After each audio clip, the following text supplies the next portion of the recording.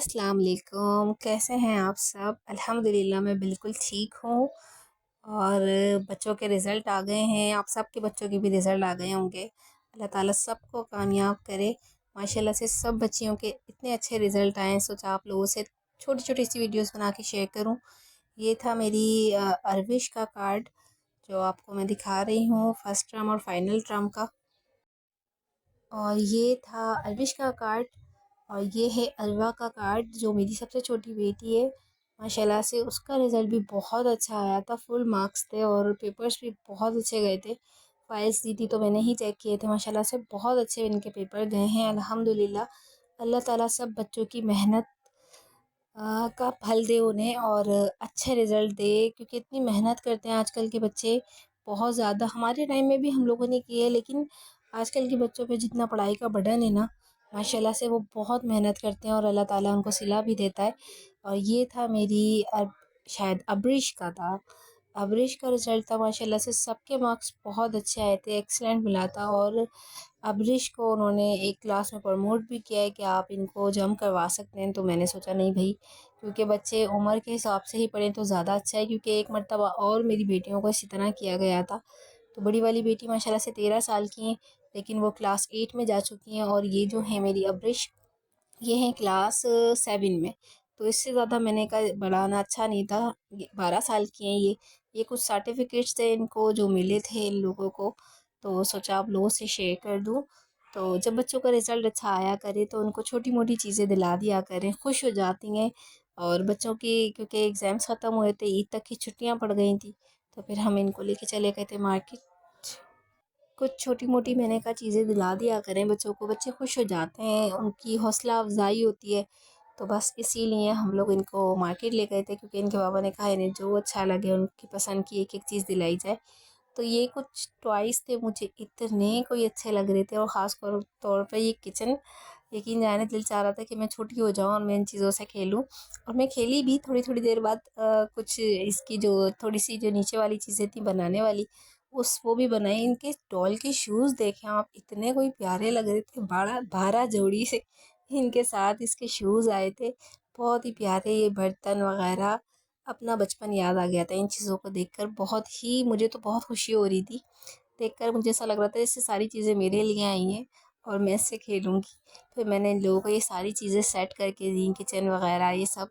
तो ये लोग अभी छुट्टियाँ हैं तो आराम से खेल रही होती हैं, रोज़ा इफ्तार के बाद भी थोड़ी देर खेल लेती हैं और दोपहर में नमाज के बाद, कुरान शरीफ के बाद थोड़ी सी देर खेल लेती हैं।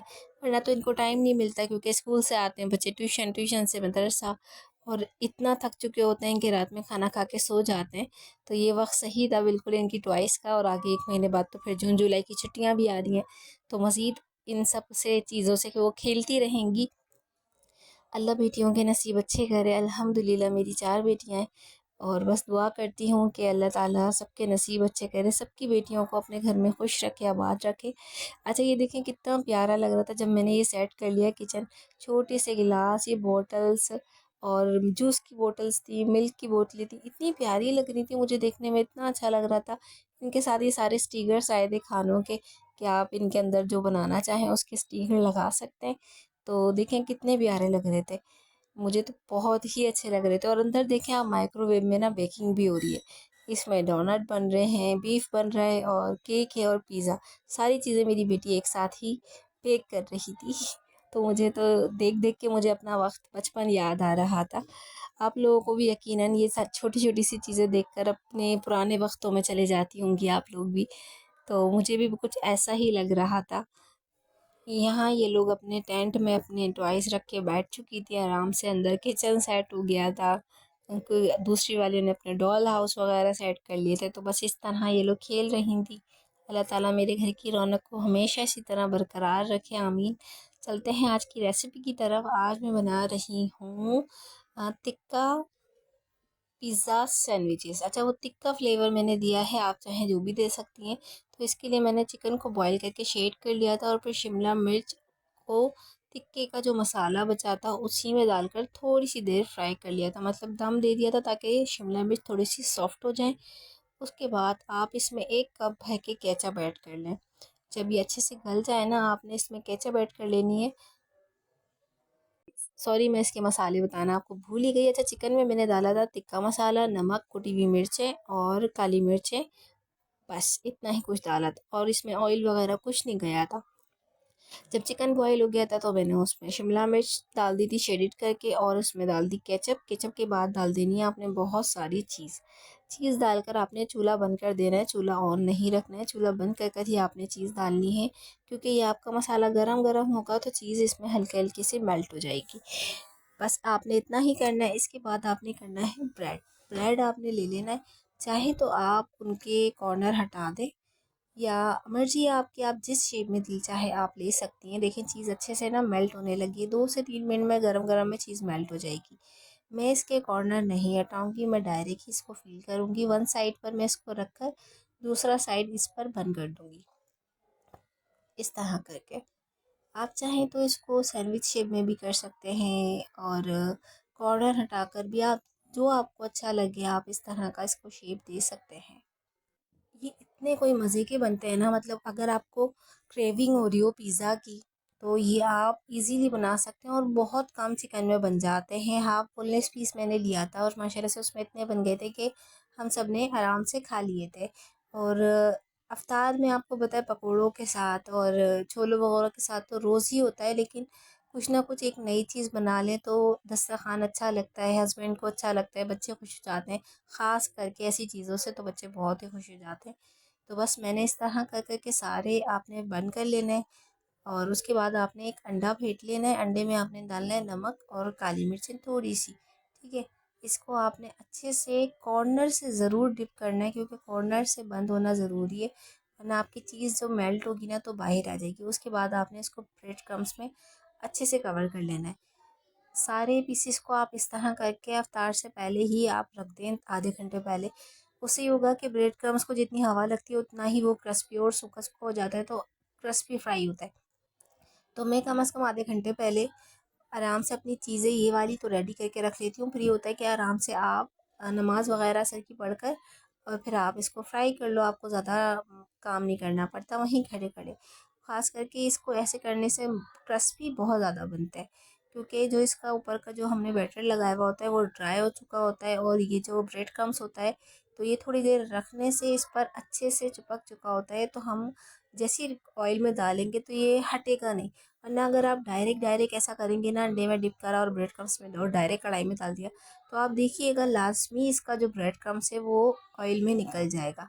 यहाँ ऑयल अच्छे से गर्म हो गया था पकौड़ों के बाद, मैंने फिर ये अपने सेट हो गए थे। ये देखें, ये मैंने डाल दिए और ये इतने कोई मज़े के बने थे, यकीन जाने। स्पाइसी भी नहीं थे और पिज़्ज़ा का जो फ्लेवर था, जो मतलब मुझे क्रेविंग हो रही थी पिज़्ज़े की, वो भी ख़त्म हो गई थी और बच्चों ने भी बहुत शौक से खाए थे। अच्छा, आपने इसको ना थोड़े हल्के चूल्हे पे सेकना है, उससे ये हल्के गोल्डन ब्राउन हो जाएंगे और अच्छे से क्रिस्पी हो जाएंगे और चीज़ जो अंदर हमने डाली है वो अच्छे से मेल्ट हो जाएगी।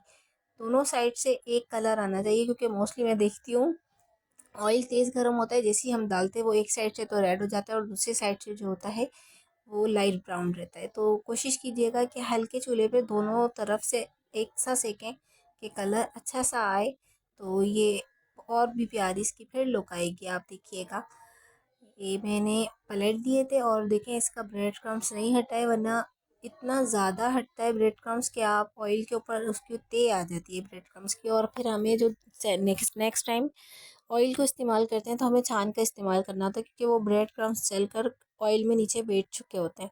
तो ये देखिए, ये थी इनकी फ़ाइनल लुक। ट्राई ज़रूर करिएगा, बहुत ही मज़े के लग रहे थे, माशाल्लाह से बहुत टेस्टी बने थे। और ये था एक बड़ा सैंडविच हस्बैंड के लिए। मैंने कहा था आपसे आप किसी भी शेप में इसको कर सकते हैं।